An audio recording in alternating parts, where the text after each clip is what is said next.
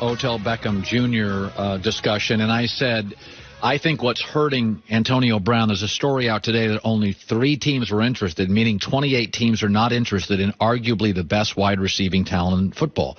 I think people look at Antonio Brown and say, man, if you can't work with Pittsburgh and Big Ben and you got Juju on the other side, then that's a you problem. I do believe there are people that look at Odell Beckham and think, well, Eli's shot. There's a merry-go-round of coaches. Like, for me personally, Odell is struggling with the chaos of the Giants. Like, this is not a winning football team. In the last decade, they're the third losingest team. Seriously, the Giants are in the NFL. Like, it's hard to get your arms around that. In Pittsburgh, Antonio Brown is struggling with mostly a great organization and a Hall of Fame quarterback. I wouldn't make a run at Antonio. I'm kind of out on him. I would on Odell. Where do you land on that? I would on both of them. like with Antonio Brown, it's irreparable. I don't think they can repair it. It's best if they try to make it work for the Steelers and Antonio Brown, because, AB, you go to a team that doesn't have a good quarterback, doesn't even have to be great. Miami. You're done. Done. Over. But as a player, we don't think we're done. We think I'm going to go there and I'm going to make it happen. You need everything in order. I don't know why teams are scared. The Steelers have come out and said, oh, we're not trading them to the AFC, so that automatically cuts it in half, the teams that could be interested. For me, for the culture of the team, you take what you can get. It is what it is. If you can get a third-round pick, great. If you can get a second-round pick, wow, it's highway robbery. See, that's what I believe, is that if you're Pittsburgh, you wake up this morning and say, listen, man, we drafted this guy in the 6th round. We got 75 touchdowns. He probably won 13 games for us. We got 11,000 yards. Pigs get fed, hogs get slaughtered. I'm out. It is different. If I feel like sometimes you can't be paralyzed. Did you get more out of him than you spent for him? Oh, God, by 5 times. He's really only made big money for you for a couple of years. I would, if you came up to me tomorrow and gave me a 4th-round pick, I'd be like, boom, trust my scouts. You look at it, too. He's come out and said he wants a new deal. So that's going to scare some teams off, saying you're 31 and you want a new deal. I don't know what I'm going to get from you as a person. I don't know if I'm willing to give that up. Me personally, he goes to a new team. It's like you get a new girlfriend. You're dating. Everything is good for the first couple years. The honeymoon stage, I don't want to misstep because I don't want you to see some of my faults. So the first couple years with every team he'll be fine. He's going to be on his best behavior. You're going to get a very determined, a very motivated, out to prove something, Antonio Brown. That's good. I don't have any reservations with Odell Beckham, except he had a broken ankle. And I worry about Odell Beckham, man, that dude is the real deal. If anybody that plays receiver that knows football, the way that he can change direction and just put his foot in the ground, like he can decelerate, there's not many guys that can do that. I think if you put him, again, I said this last week, never had a problem with him at LSU, didn't hear a peep. Very coachable. Didn't have a problem with Tom Coughlin. Last couple of years, people are like, whoa, boat thing, nets. Like, you guys don't understand. The Giants are now a bad franchise. You don't think they are because the blue and Giant Stadium. They're talked about a lot. Right, still, right. Regardless. So you think the Giants are an elite franchise. I could make an argument. They're not close to Dallas and Philly in terms of roster. I'm not sure they've got a significantly better roster than Washington. They may have the 4th best roster in their division. So I think, to me, I guess that's this. It's like Anthony Davis in New Orleans. TJ, I'll always defend a transformative athlete with crappy bosses. I will always defend Anthony Davis in New Orleans. He gave you 6 years. He deserves better than New Orleans. When you get Odell Beckham with a team that's stable, good quarterback, great head coach, he might be one. He'll go down as one of the greatest receivers ever played if he get in that situation. As long as he's healthy, I totally agree with you. By the way, so Jordy Nelson came out to defend Aaron Rodgers. Jordy's now a Raider. I'm not sure if he's going to be there long term. He'd probably like to go back to Green Bay. Here's what Jordy Nelson said defending Aaron Rodgers. It doesn't make sense. I think it's comical when I read those comments. Everyone knows negativity sells, that in all of media. If it's social media, print media, TV media, it's all about negativity. People feel better about themselves when they hear bad things about other people. That's why that gets more pub. I mean, no one wants to hear that Aaron's obviously a great quarterback, but a great leader and does everything right. All right, there's your story. What fun is that? So whenever they can go back to the well and get the same people saying the same stuff. Here's where I disagree. Aaron Rodgers, his brand is established. If I say Whole Foods, you think organic. If I say Rush Limbaugh, you think conservative. If I say IKEA, you think affordable furniture.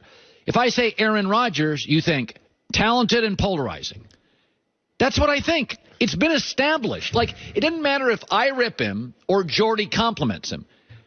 I have multiple people acknowledging he struggled with Favre, he struggled with McCarthy, he struggled with his brother. I don't think money's ever changed him. Like, in the story today, it's like money's changing Aaron. I don't think money's ever changed Aaron. I think he has a certain DNA. He can be a little condescending. He can be a little too cool for the room. And I know guys that played with him. He was that way at Cal. Like, he rubbed people the wrong way at Cal, and then he rubbed Favre, and he rubbed McCarthy. That's just who he is. But you know what? Jordy Nelson has a different relationship with Aaron Rodgers, so he's going to see him different than other guys. They got along. They clicked. And so for Jordy Nelson, he's like, what are people talking about? Me and Aaron were fine. I thought he was a leader. But those two, their personalities meshed. They clicked, so Jordy Nelson sees him differently than others do. Did you ever get along with somebody others didn't? Well, Colin, I think I'm a people person. I think I pretty much get along with everybody. Did you get along with Ocho? Yeah, very. I mean, I understand people's personality. Excuse me. I understand people's personalities, and so I can take you and be friends with you regardless of your faults, because I have my faults as well. So Ocho and you were good. You didn't see him as a crazy person. No, never, because I knew how he is. Chad is actually a really good dude. He's a good person. He's a nice person. He just likes attention. But as far as his heart and the type of person he is, he's a great dude. 30-year anniversary of Jerry Jones buying the Cowboys. I think he's been a pretty remarkable leader. He's got 3 Super Bowls, 2 different coaches, best stadium in the country. The quarterback situation with the Cowboys is always relevant. I mean, they're always in the news. And he also, by the way, is the owner that lubricated the Rams coming to Los Angeles. I think he's the most powerful owner in American sports. He bought them for $140 million. They're now worth $5 billion. So I think it's got return on your investment. No, I mean, I think Jerry's brilliant. Again, he's part of the VIP Boys Club, and then there's a lot of egos and a lot of craziness with that stuff. You wanted to be a Cowboy. I did. Why? Number 1, I was a Cowboy fan growing up. Number 2, I wanted to play with Tony Romo. And so I was at the Combine, and I was on the elevator, and I saw Stephen Jones. Yeah.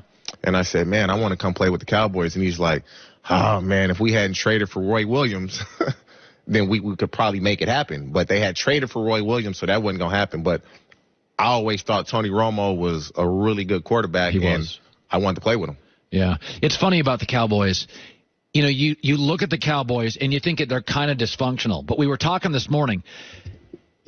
I'll name a team. I'll just name an NFL franchise. And you tell me if the word dysfunctional is one of 2 or 3 words you think of. Gotcha. Buffalo. Yes. Miami. Yes. Okay. I want to get my list. Hold on. Cincinnati. Yes. Cleveland. Yes. Jacksonville. Yes. Detroit. Yes. L.A. Chargers. No. Okay. Jets. Yes. Washington. Yes. Oakland. Yes. Okay. So this is my point. Tampa Bay. Yes, but I think that will change now that Arians is there. So I gave you 12 teams. 12 teams. My point is, there is a lot more dysfunction. If I say Cowboys, I think they have a great roster. I think they've won their division 2 out of 3 years. But when you say dysfunction, and I've been thinking about this, it's the teams that aren't winning. And so when you don't win, things are going to come out. People are going to be upset. Stories are going to leak out that maybe a coach that's unhappy with how things are going tells somebody else, tells his buddy in the media. Teams that are successful and are doing a good job, there's nothing to be upset about. There should be no dysfunction at all.